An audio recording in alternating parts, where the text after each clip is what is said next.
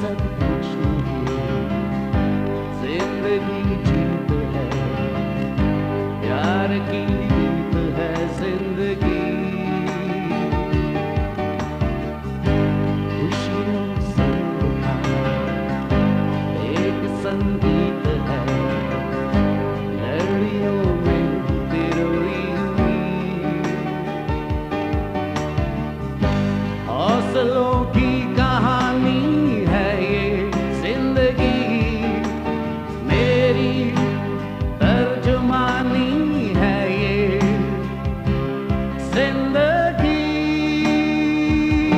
हम भी जीते हैं और कामयाब हैं, मोतियों की तरह हम भी नायाब हैं।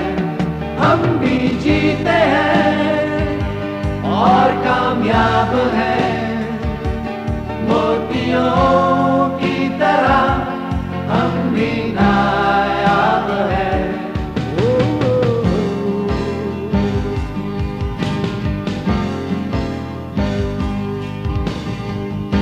खेल ही खेल में ये भी पैगाम हो, जिंदगी सारी दोस्ती के नाम हो।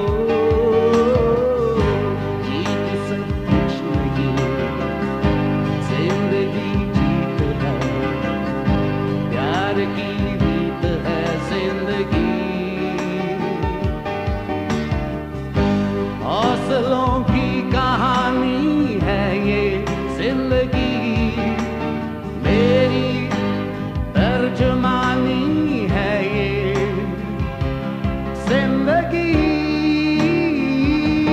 हम भी जीते हैं और कामयाब हैं, मोतियों की तरह हम भी नायाब हैं।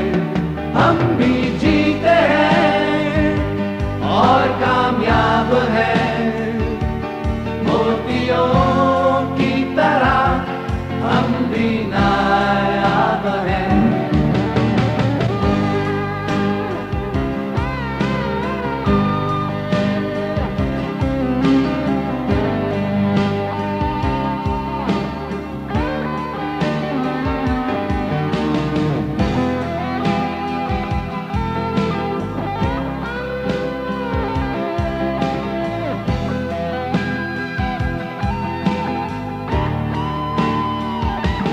हम भी जीते हैं और कामयाब हैं, मोतियों की तरह हम भी नायाब हैं।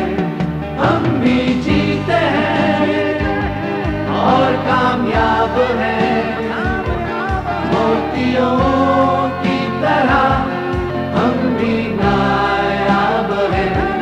हम भी जीते हैं और कामयाब हैं, मोतियों की तरह हम भी नायाब हैं। हम भी जीते हैं और कामयाब हैं, मोतियों की तरह हम भी नायाब हैं। जीते हैं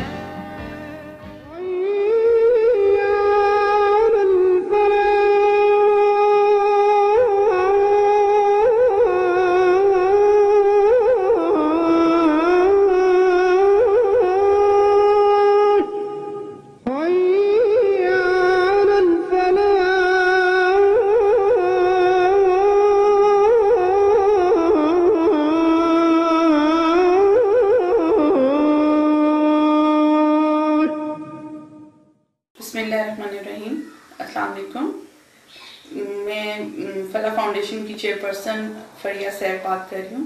by profession I am speech and language therapist और मेरा पैशन जो है वो मेरी एनजीओ है फला फाउंडेशन, जो कि डिसेबल बच्चों पे काम करती है, उनको एम्पावर करने के लिए काम करती है, लेकिन नॉन डिसेबल ग्रुप के साथ। इसको हम इंक्लूसिव एजुकेशन कहते हैं। इंक्लूजन में हम लोग hearing impaired, visual impaired, physical impaired और हमारे जो मेंटली चैलेंज ग्रुप है, एजुकेबल ग्रुप, उनको हम नॉन डिसेबल ग्रुप के साथ लेकर चलते हैं, जिसमें हम उनकी एकेडमिक, वोकेशनल, रिहैबिलिटेशन और स्पीच एंड लैंग्वेज थेरेपी करते हैं। और ये टोटली लेस प्रिविलेज यानी बच्चे होते हैं और टोटली फ्री है उनके लिए। हमारी कोशिश है कि ये कुछ यहाँ जो बच्चे यहाँ पर आते हैं कुछ बन के निकलें।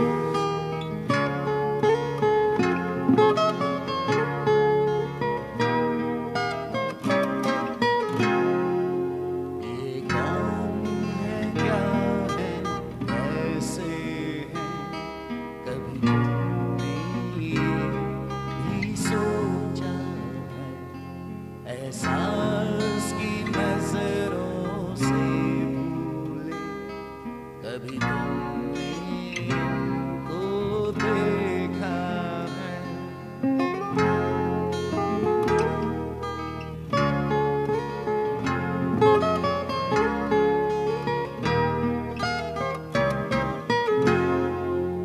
ये कौन है, क्या है, कैसे हैं, कभी तुमने ये भी सोचा है।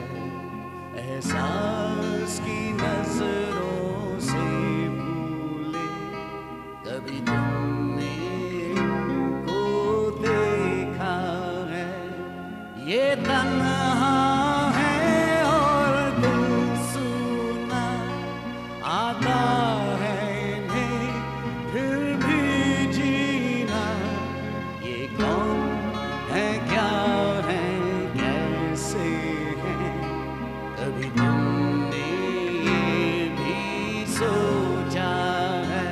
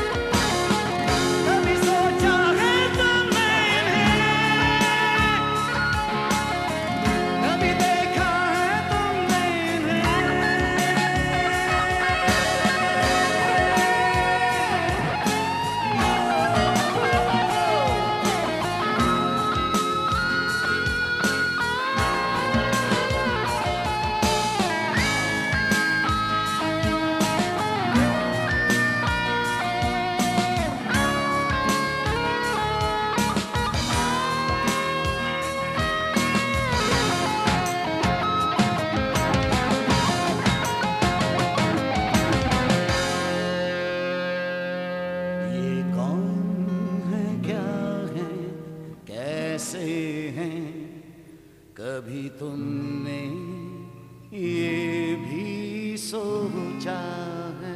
बचपन में मैं अपनी नानों से, कभी नाना बू से, और जो भी मुझे बुजुर्ग मिलते थे, मैं उनसे पूछती थी कि अल्लाह पाक ने हमें इस दुनिया में क्यों भेजा। ये क्वेश्चन मेरा अक्सर उनसे होता था और मुझे ये लगता था कि शायद हमें सच बोलने के लिए भेजा गया है। फिर मुझे लगता था कि शायद नमाजें पढ़ने के लिए भेजा गया है। फिर मुझे इस तरह लगा कि हमें किसी से झगड़ा नहीं करना है, अच्छा अच्छा रहना है सबके साथ। With the passage of time ये बदलता गया और फिर मुझे लगा शायद हम पढ़ने के लिए आए हैं इस दुनिया में, कि हमने फर्स्ट पोजीशन लेनी है।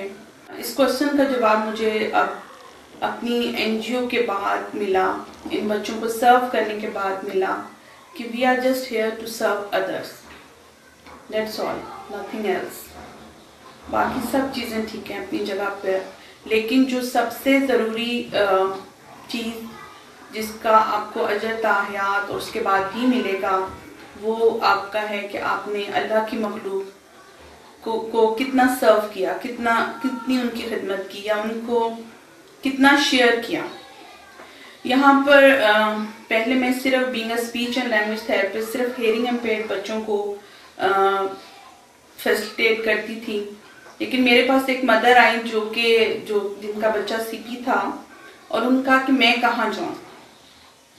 इंक्लूसिव एजुकेशन मेरे लिए बहुत एक टर्म थी जिसकी मुझे बहुत विश भी थी कि मैं जब स्टार्ट करूँ अगर कोई ऐसा काम, तो मैं इंक्लूजन पे काम करूँगी, इसलिए कि उसमें हम तमाम कैटेगरीज को नॉन डिसेबल ग्रुप के साथ मिलकर चलाते हैं।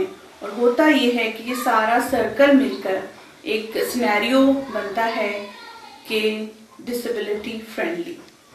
जो मेरी काविश है, जो मेरी कोशिश है, या जो मैं चाहती थी कि डिसेबिलिटी शुड बी फ्रेंडली, और वो कैसे, और इस एनजीओ ने वो मेरा ख्वाब जो है वो ताबीर किया कि मैंने ये मॉडल बनाया, जिसको बहुत से लोगों ने मेरे साथ मिलकर ये इस मॉडल में मुझे हेल्प आउट किया।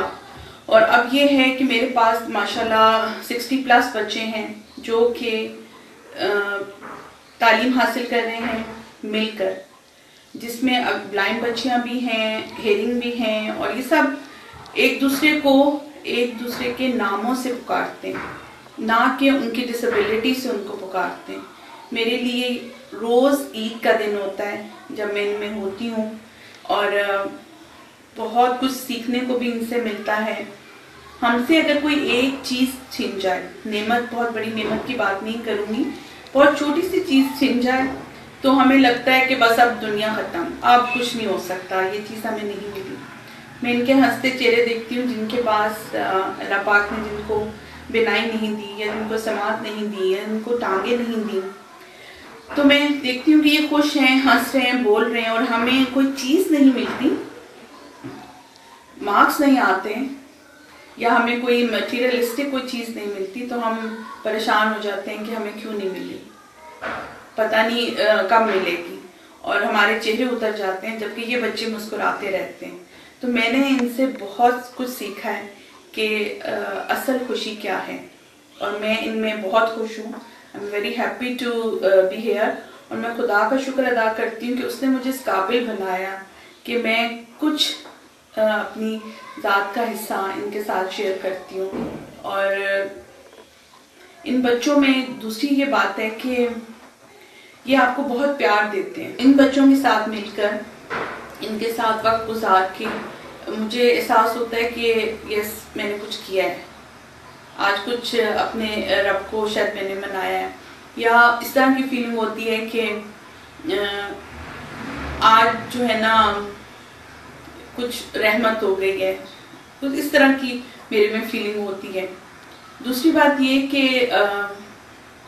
इनकी हंसी जो गूंजती है, अमेजिंग, कि अल्लाह पाक ने बहुत कुछ मुझे जो है वो दिया है, इट्स बहुत कुछ दिया है। समटाइम्स मुझे लगता है कि अब मुझे दुआ के लिए भी हाथ उठाने की ज़रूरत नहीं है, इसलिए कि मेरी ख्वाहिश जो है वो पहले ही पूरी हो जाती है इनकी, यानी इनमें इन्वॉल्व होकर। तो समटाइम्स मैं परेशान अगर अपने बच्चों के लिए भी हूँ, तो मुझे लगता है कि नहीं, कहीं ना कहीं अल्लाह पाक जो है ना वो इनके वो भी सब बेहतर कर देगा। तो समटाइम्स आपको इतनी दुआएं इनकी पेरेंट्स की तरफ से मिलती हैं कि आपको अपने लिए दुआ करने की जरूरत ही पेश नहीं आती है। मेरी 2 बच्ची हैं, एक मेरी बेटी न्यू महल में पढ़ती है और दूसरी ये है। मैं इनको लेके भावलपुर से बड़ा ढूंढा, कोई स्कूल में मुझे ये नहीं पता चला कि मैं कैसे इन बच्चों को एडमिशन दिलवा सकूँ। फिर मुझे मोहल्ले में से पता चला कि ये ला फाउंडेशन इधर है, तो मैं इधर लेके अब इन बेटी को आई हूँ। इसको पहले पेंसिल नहीं पकड़नी आ रही थी, ना इसको मतलब देखा जाता था इससे। अब काफ़ी है कि देख भी सकती है, कि पेंसिल भी पकड़ती है और बोलती भी है।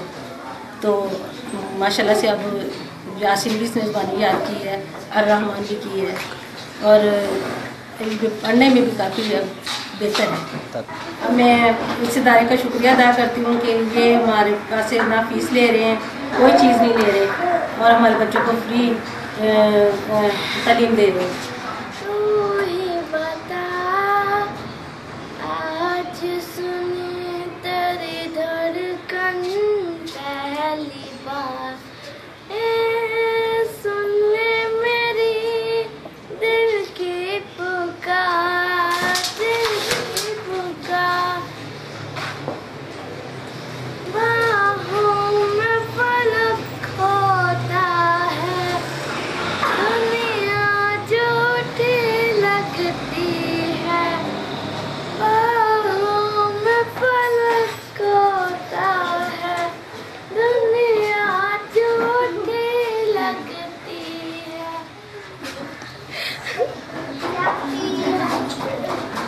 फ्यूचर प्लान है इनके बारे में कि एक छत के नीचे इनका मेडिकल भी होना चाहिए सेंटर, दूसरा एक असिस्टिव डिवाइसेस का सेंटर होना चाहिए जहां पर इनकी रिहैबिलिटेशन पे काम हो जाए।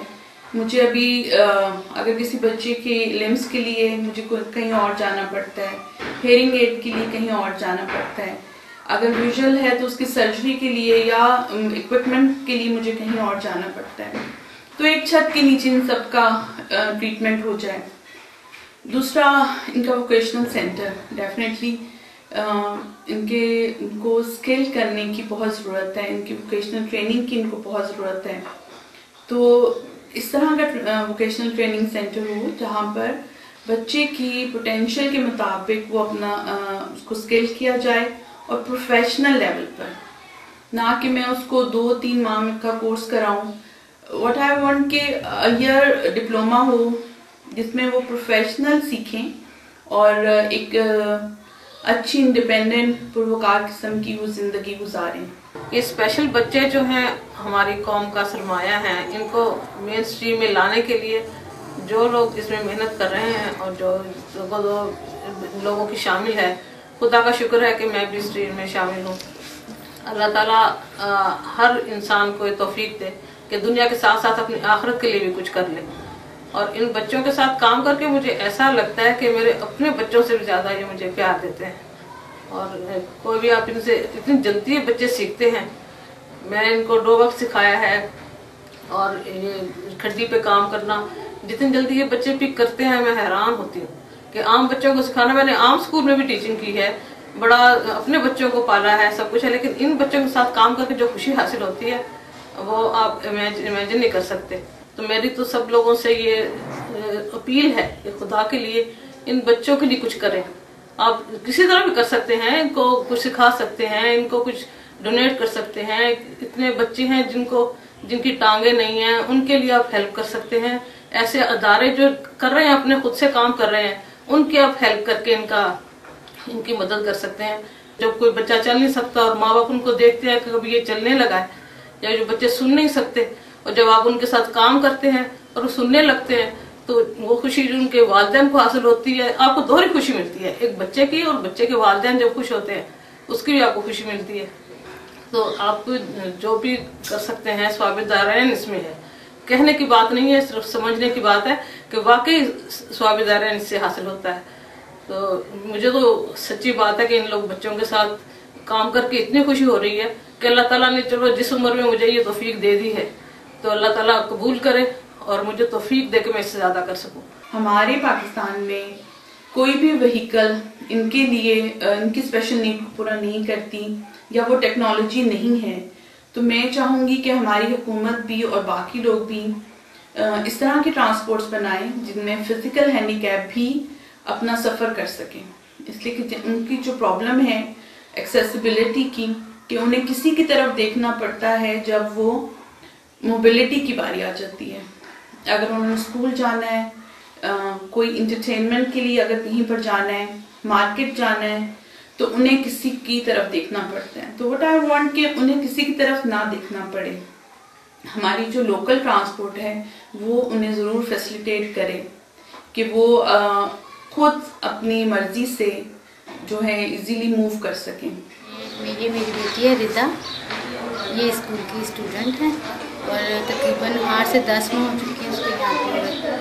तो मुझे इस तरह से पता चला है, हमारे रिलेटिव्स हैं ना यहीं पास रहते हैं, उन्होंने मुझे बताया था, तो फिर मैं इसको लेके आऊँ यहाँ पे, इसका एडमिशन करवाया।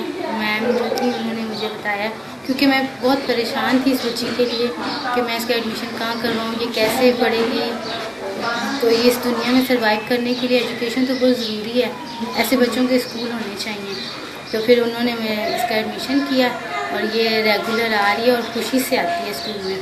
टीचर्स बहुत अच्छी हैं, स्टाफ उनका बिहेवियर बच्चों के साथ बहुत अच्छा है, प्यार से करते हैं, और जो मैम है वो बहुत ज़्यादा अच्छी हैं। और साथ इनका ये मेडिकल भी चलता है, वीकली आते हैं डॉक्टर्स, इनका चेकअप होता है, आइज़ का भी होता है सारा इनका, तो उसकी वजह से हम लोग सेटिस्फाई हैं। हॉस्टल इनका बहुत ज़रूरी है, बहुत दूर से बच्चे आते हैं और उनको यहाँ पर एकोमोडेशन का मसला होता है कि वो अफोर्डेबल नहीं होता, बच्चे वापस अपने गांव लौट जाते हैं। उनको हम अभी तो इस तरह फैसिलिटेट करते हैं कि उनको हम 3 माह का प्रोग्राम दे देते हैं, लेकिन घर में भी उनको इतना दायरा कि माँ बाप एजुकेटेड नहीं होते, प्रॉब्लम आती है। 3 माह बाद भी वो हमें रिजल्ट्स नहीं मिल रहे होते और यहाँ पर वो जो है एकोमोडेशन नहीं होती, हॉस्टल नहीं है इन बच्चों के लिए इतने, तो उन्हें ये प्रॉब्लम आती है। तो हमारी ये कोशिश है कि हम आगे जाकर इनकी जो प्रॉब्लम्स हैं उनको सॉर्ट आउट करें। हमें किसी ने बताया कि यहाँ पे फ्ला फाउंडेशन है, फिर हमने इनके बैनर्स भी देखे, तो हम अपनी बच्ची को यहाँ पर लेके आए। जो इनकी चेयरपर्सन है उन्होंने इसका एडमिशन किया। पहले तो उन्होंने हमें मेंटली तौर पे प्रिपेयर किया, हमें प्रिपेयर किया कि आपने इन बच्चों को गाइड कैसे करना है। उससे पहले हमने इन बच्चों पर बिल्कुल मैंने तवज्जो नहीं की, इस बच्ची पर चीज़ों की तोड़ फोड़, घर में बच्चों को मारना पीटना, हमने बिल्कुल इसकी तरफ कोई तवज्जो नहीं कि ये बच्ची नॉर्मल है, इसको क्या कहें, जैसे है वैसे ही चलने दें। लेकिन जहाँ आए इन्होंने हमें तैयार किया कि नहीं, हमने इन बच्चों को इस काबिल बनाना है कि ये खुद कुछ कर सकें।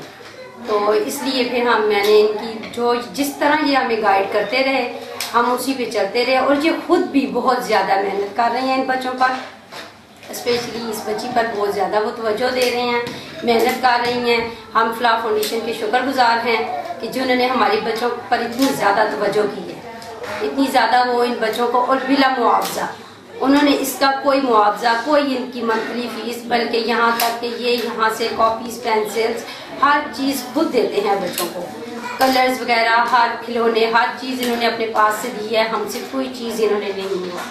हम इनके शुक्रगुजार हैं कि इन्होंने इतने अच्छे तरीके से हमारे बच्चों को तैयार कर रहे हैं और इन पे तवज्जो दे रही हैं। फला फाउंडेशन जैसे कि इंक्लूसिव एजुकेशन के गोल को लेकर चल रही है। यहाँ पे टीचर्स को जो प्रॉब्लम आती है इन बच्चों को कुछ भी काम करवाने में, इंक्लूड करवाने में, कैसे वो इंक्लूसिव एजुकेशन को लेकर चलें, मैं उसमें ज़्यादा इनकी हेल्प आउट करती हूँ। टीचर्स को इंस्ट्रक्ट करना, उनकी ट्रेनिंग करना, उनकी गाइडेंस करना, या इवन कि पेरेंट्स को कोई इशू आ जाते हैं, काफ़ी इशू आ जाते हैं, बिहेवियर इशूज हैं, हमारा बच्चा ये नहीं कर सकता, ये पेंसिल नहीं पकड़ सकता या खाना नहीं खा सकता, तो हमने उसको कैसे डेवलप करना है। पेरेंट्स को कोई गाइडेंस नहीं होती, जब वो आते हैं वो कहते हैं, उन्हें ये भी नहीं इवन कि पता चलता कि बच्चे की डिसेबिलिटी है क्या। अगर चलें डिसेबिलिटी पता चल जाती है तो हमने इसको लेकर कैसे चलना है, उन्हें कोई गाइडेंस नहीं देता, कोई नहीं पता होता। लेकिन ये है कि जब वो आ जाते हैं हमारे पास, अब इतना एक्सपीरियंस है इन बच्चों के साथ काम करने का कि हम पेरेंट्स को बहुत अच्छा गाइड कर सकते हैं कि वो कैसे लेकर चल सकें और इनको कैसे एबल बना सकें कि वो कोई भी काम जो है अपना रोजमर्रा का वो कैसे कर सकें। बाकी बच्चों में आपने देखा होगा कि वो इजीली काम, आपको कुछ नहीं सिखाना पड़ता, वो अपने वक्त के साथ, एज के साथ सारा सीखते जाते हैं। लेकिन इन बच्चों के लिए हमें इवन के अगर वो खाना नहीं खा सक रहा तो हमने क्या स्टेप्स लेके चलने हैं, पहले उसको क्या सिखाना है, फिर उसने क्या करना है, कैसे चम्मच ग्रिप करना है और उसने खाना है, वो हमें बताना पड़ता है। अब इधर टीचर्स को जब वो उनकी एकेडमिक्स पे काम कर रही होती हैं, इंक्लूजन को लेकर चल रही होती हैं, तो उन्हें बहुत से इश्यूज आते हैं। फॉर एग्जाम्पल कि एक बच्चे को पेंसिल नहीं पकड़नी आ रही, उसकी ग्रिप भी नहीं है ना। अब हमने कभी भी नॉर्मल आप बच्चों को देखें तो हमें उनको नहीं सिखाना पड़ता यूं पेंसिल पकड़ो, यूं लिखो, लेकिन इनको इवन कि वो पेंसिल की ग्रिपिंग, उसकी भी हम डिफरेंट एक्टिविटीज करवाते हैं। जिस तरह हम उसकी फाइन मोटर पे पहले काम करेंगे, उसकी फाइन मोटर स्किल्स पे बच्चे की हमें काम करना पड़ेगा, टीचर्स को गाइड करना पड़ेगा, पेरेंट्स को गाइड करना पड़ेगा कि वो फाइन मोटर को कैसे इम्प्रूव कर सकते हैं और उसके बाद पेंसिल पकड़ लेते हैं। अब जो हम उसकी जब एक बच्चा पेंसिल पकड़ लेते हैं ना, हमारे लिए वो बहुत बड़ी अचीवमेंट है कि उसने इतनी अच्छी ग्रिप कर ली है कि हाँ अब उसने आज पेंसिल पकड़ ली है ना, कल वो लाइनिंग्स भी लगाएगा और ABC भी लिखना शुरू कर देगा। हमारे लिए स्टेप बाय स्टेप प्रोसेस होता है इन बच्चों के लिए जो कि हम लेकर चलते हैं। या पेरेंट्स कहते हैं हमारा बच्चा तो बिहेवियर प्रॉब्लम्स के साथ है, बैठ ही नहीं सकता। फिर हम पेरेंट्स और टीचर्स को इस तरह गाइड करते हैं कि जब बच्चे की सिटिंग डेवलप हो जाएगी फिर ही आपको वो आई कांटेक्ट देगा। पहले उसको बैठना सिखाना डिफरेंट एक्टिविटीज से, उसकी इंटरेस्ट की एक्टिविटीज लेना, और उसके बाद उसका जो है सिटिंग डेवलप हो जाए तो आई कांटेक्ट पे आएंगे। उसके बाद वो आपका फॉलो करेगा कोई चीज। आई हैंड कोऑर्डिनेशन हमें दूसरे बच्चों की डेवलप नहीं करनी पड़ती, लेकिन इन बच्चों के लिए आई हैंड कोऑर्डिनेशन के लिए हमें डिफरेंट एक्टिविटीज करनी पड़ती है। इवन कि एक बच्चा है ना, वो इस तरह आई हैंड कोऑर्डिनेशन हम देखते हैं डेवलप कर लेता है, लेकिन दूसरा बच्चा उस तरह नहीं करता। ये सारे इंडिविजुअल जो डिफरेंस आता है इन बच्चों में, वो भी हमें कॉप अप करना पड़ता है कि ये बच्चे ने तो इस तरह कर लिया, मे भी दूसरा बच्चा इस तरह नहीं करेगा। हमें खुद से क्रिएटिव होना पड़ता है कि हम इस बच्चे को कैसे करवाएंगे, और वो हमारे लिए बहुत बड़ा टास्क होता है। इनको हम करवाते हैं, फिर इनका इंटरेस्ट देखा जाता है कि वो कैसे कर रहे हैं, तो आहिस्ता आहिस्ता हम उसके अंदर इम्प्रूवमेंट बच्चे में लाए जाते हैं, तो वो हम उन्हीं से सीख रहे हैं ना। बिस्मिल्लाहिर्रहमानिर्रहीम। ये मेरी बच्ची है, इसका दिमाग का मसला है। ये बिल्कुल पहले भी पढ़ाई की तरफ इसका ध्यान ही नहीं रहता था, हर वक्त मतलब कोई भी चीज़ पकड़ के उसके साथ खेल रहा था बस। 2 साल इसको मैंने दूसरे नॉर्मल स्कूल में भेजा, ये बिल्कुल वहाँ नहीं चली, मतलब इसको पिक ही नहीं किया इसने वहाँ जाके ना। मैं कैसे पढ़ाती है टीचरें, वो भी बड़ी परेशान थी, मैं खुद बड़ी परेशान थी इसकी वजह से। तो फिर मुझे पता चला कि इधर बच्चों का स्कूल है इस तरह का। मैं इधर आई, फिर बच्ची को इसको 4 माह हुए हैं तकरीबन इधर मुझे इसको ना दाखिल करवाए हुए हैं।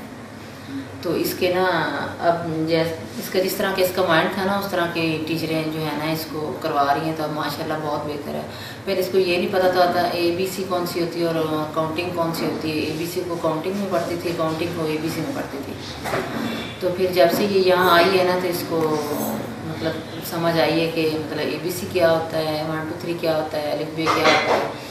अब माशाल्लाह खुद से ये पढ़ भी लेती है, लिख भी लेती है, इसको लफ्ज़ों की पहचान भी हो गई है, पोएम वगैरह पढ़ लेती है, कलमा इसको आता है, दूसरा कलमा याद कर रही है। पहले तो इसको जो भी पढ़ाते थे ये भूल जाती, इसको नहीं पता चलता था कि क्या पढ़ना है मैंने, क्या नहीं पढ़ना।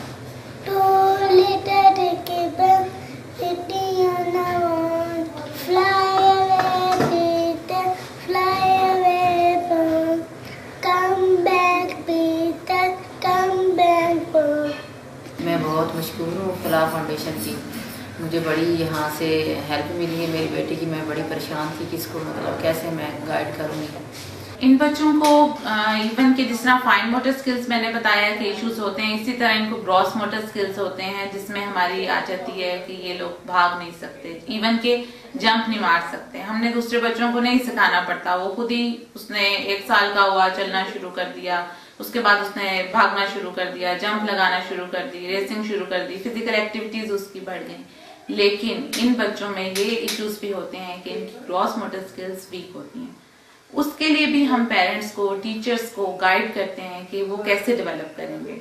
जिस तरह एक बच्चा है, जब वो चलना सीखता है तो वो भागेगा, लेकिन इन बच्चों को हमने बताना होता है कि आप कैसे पहले जंप करोगे, एक जंप लगाओ, दूसरी जंप लगाओ, और इसके लिए भी हमें बहुत सी इसके पीछे कोशिश करनी पड़ती है कि वो इस स्टेज तक भी कैसे आएगा। ये नहीं कि मैंने उसको कहा, एक स्टेप कमांड उसको दी कि जंप करो, नहीं, वो नहीं करेगा, मैं खुद करके दिखाऊंगी, टीचर्स करके दिखाएंगी, और उसको हम अप्रिशिएट करेंगे तो वो कहीं जाके एक जंप लगाएगा और उसके बाद वो फर्दर जो है जंप लगाता लगाता रनिंग पर आ जाएगा। ये हमारे लिए बहुत बड़ी अचीवमेंट होती है कि बच्चे को हमने इस काबिल बना दिया कि अब वो जो चीज नहीं कर रहा था और अब वो करने लग गया।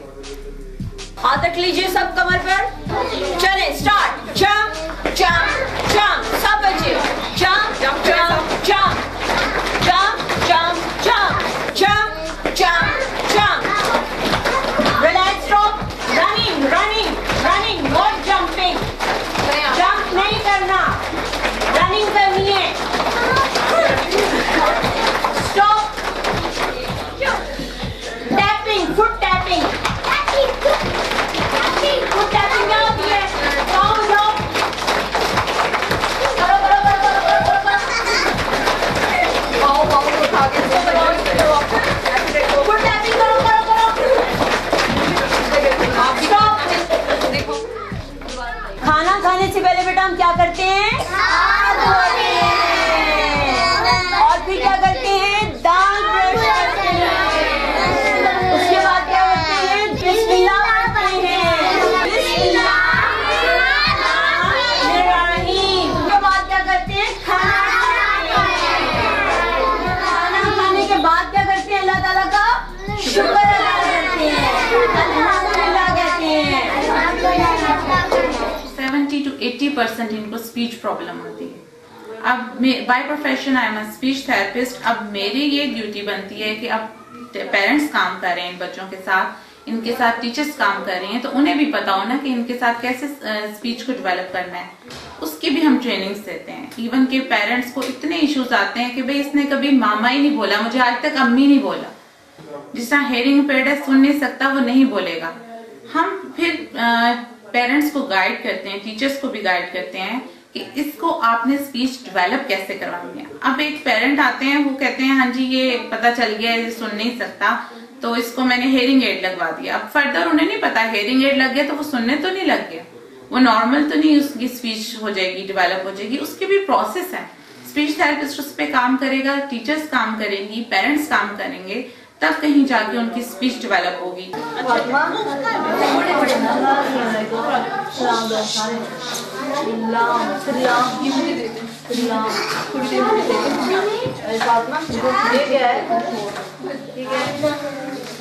क्या है?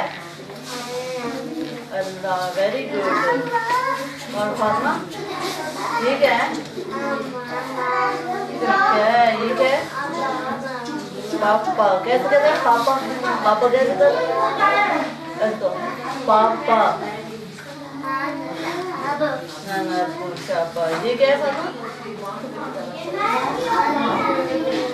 नानो। क्या है फातिमा? फातिमा क्या है? ठीक है ठीक है। नानो, वेरी गुड। फातिमा ये क्या है? Very good. ये क्या है? ठीक है। अब्बू। क्या है? अब्बू नहीं, अब्बू। शाबाश। ये क्या है? मामू। ये क्या है? Very good very good.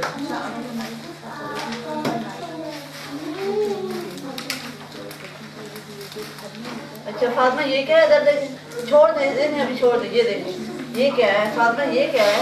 ये क्या लिखा हुआ है? ये कौन सा कलर है? ये कौन सा कलर है? लाल। शाबाश। अच्छा फातिमा ये क्या चीज है? फातिमा ये क्या लिखा हुआ है? एक मिनट रुको रुको, एक मिनट। ये देख, ये क्या है? बाल। Very good. और ये किसका नाम है? अन्नम। सही बोलो। अन्नम नहीं, अन्नम। सही, फिर बोलो, फिर बोलो फातिमा। अन्नम। ठीक है।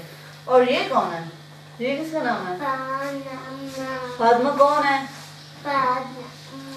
फातिमा। शाबाश। और फातिमा ये चीज़ क्या है? फातिमा ये कौन सा फ्रूट है? एप्पल। अच्छा फातिमा ये कौन सा वेजिटेबल है? आलू। Very good. अच्छा फातिमा ये क्या है? ये क्या है? आम। क्या है? फिर बोलो, फिर बोलो। हम लोग सरगोदा के रहने वाले हैं। मेरी बेटी हियरिंग इम्पेयर्ड है, सुनती नहीं है। हम लोग इसे लाहौर लेकर आए, किसी ने हमें मशवरा दिया कि आप लोग लाहौर जाएँ, इसे हियरिंग एड लगवाएं। तो इधर हम लोगों ने ना बैनर पढ़ा और बैनर पढ़ के हमने इस इदारे के पास, फलाह फाउंडेशन के पास हमने कंडक्ट किया और इधर आए। और इधर आकर फिर मिस डॉक्टर फरिया साहब हैं, उन्होंने हमें गाइड किया और मेरी बच्ची का एडमिशन कर लिया। और इसके अलावा इसे हेयरिंग एड भी लगवाए और उन्हें स्पीच भी, इसकी स्पीच भी डेवलप करना शुरू कर दी, इसकी स्पीच भी करवाई। तो मैं सोच भी नहीं सकती थी कि मेरी बेटी बोल सकेगी। मेरी बेटी बिल्कुल अपने मुंह से हवा तक नहीं निकाल सकती थी, बिल्कुल इसकी रगें वगैरह सुन हुई थी। लेकिन अल्लाह का शुक्र है कि मिस फरिया साहब ने बहुत मेहनत की और इसकी एक्सरसाइजें वगैरह करा के इसकी स्पीच डेवलप करवाई और इसकी ऑडिटरी ट्रेनिंग करवाई, जिससे ये आप कुछ सुनने भी लग गई है और बोलने भी लग गई है। मैं बहुत खुश हूँ इस बात से और इस इदारे ने हमारे बहुत ज़्यादा हेल्प की है और मुझे भी इन्होंने ट्रेनिंग दी है। मैं बच्ची पर खुद भी बहुत ज़्यादा मेहनत कर रही हूँ, अपने घर में भी इस पर बहुत ज़्यादा मेहनत कर रही है और इधर स्कूल में भी इस पर बहुत ज़्यादा मेहनत हो रही है। और अब रिस्पॉन्स ये है कि अब बच्ची बहुत अच्छा बोलती है।